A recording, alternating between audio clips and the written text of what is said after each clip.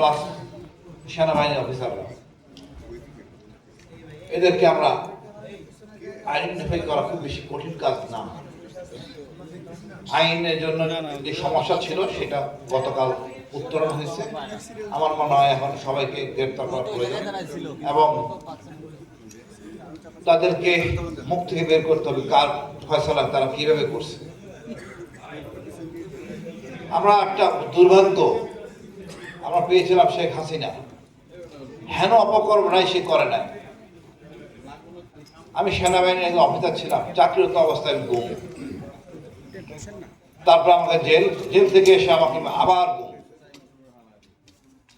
আমি শুধু বলেছিলাম ডিজিএফআইতে আয়নাঘর আছে, এখানে ব্রিগেডিয়ার আজমিকে আমি দেখেছি, আমার নামে 12টা মামলা করা হয়েছে। এগুলো তো শেখ হাসিনা করে নাই, এগুলি সব ডিজিএফআই লোকেরা করছে। আর আগে পিছিয়ে সব জায়গায় বুদ্ধিদাতা ছিল ভারতের গোয়েন্দা। আমাদের ছাত্ররা আমাদের শিখাইছে ভারতের দিকে চোখ রেখে কথা বলতে হবে, এটা আমাদের একমাত্র শত্রু। আর আমরা যেন ভুলে না যাই আমাদের দ্বিতীয় শত্রু আওয়ামী লীগ।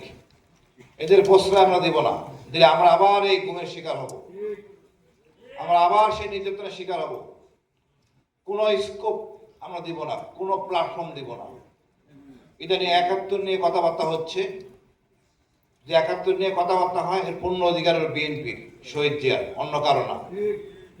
71-এর সময় সেনাবাহিনীর লোকরা যুদ্ধ করছে, মুক্তিযোদ্ধারা যুদ্ধ করছে, আর আওয়ামী লীগ 7 দফা চুক্তি করছে, পরাধীনতার চুক্তি ভারতের সাথে। 71 নিয়ে দাবি করার কোনো অধিকার নাই অন্য কোনো দলের, বিএনপি ছাড়া। আমি মনে করি আগামীতে যে সরকারই আসুক এই গুমে খুনের বিচার করতে হবে, এক পুঙ্খানুপুঙ্খ বিচার, কোনো মাপ বলে কিছু নাই।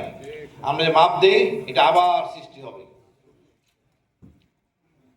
আমি অনুরোধ করব এই অনুষ্ঠানে সবার সামনে আমাদের সেনাবাহিনী প্রধান, এখন 1 বছর পার হয়ে গেছে, উনি এই অপরাধীদেরকে অনতি বিলম্বে আইনে হাতে দিবেন এবং এদেরকে প্রয়োজনীয় জিজ্ঞাসাবাদের মাধ্যমে মূল তথ্য বেরিয়ে আসবে। এখানে আপোষ করার কোনো স্কোপ নাই। জিয়াউল হাসান এত লোক মারছে, 1030 জন, হতের মতো অনেকে আমাদের আছে। এই লোকগুলি ডিভিশন পাচ্ছে, কত হাস্যকর দেখেন। জিয়াউল হাসান 1000+ মানুষ মারছে, সে এখন ডিভিশনে আছে।